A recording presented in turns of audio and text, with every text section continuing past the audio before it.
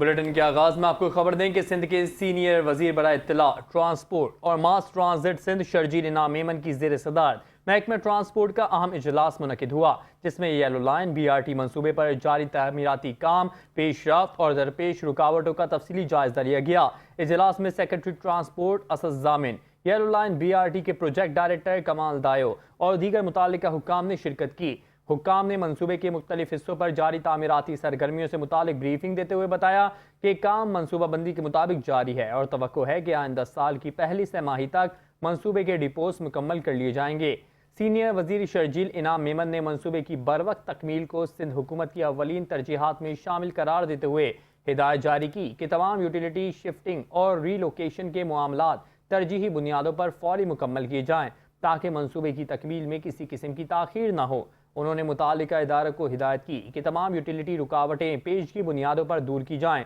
اور باہمی تعاون اور مؤثر رابطہ کاری کے ذریعے درپیش مسائل کا فوری حل یقینی بنایا جائے۔ شرجیل انعام میمن نے عوام کو ٹریفک اور آمد و رفت میں مشکلات سے بچانے کے لیے تاج حیدر پل کے دوسرے حصے کی تعمیر جلد مکمل کی بھی ہدایت دی۔ انہوں نے کہا کہ منصوبے کی رفتار ہر صورت برقرار رکھی جائے اور تعمیراتی کام میں کسی بھی قسم کی رکاوٹ برداشت نہیں کی جائے گی۔ انہوں نے کہا کہ یلو لائن BRT کراچی کے عوام کے لیے اہم عوامی منصوبہ ہے، جس کی بروقت تکمیل سے شہریوں کو جدید، محفوظ اور معیاری سفری سہولیات میسر آئیں گی۔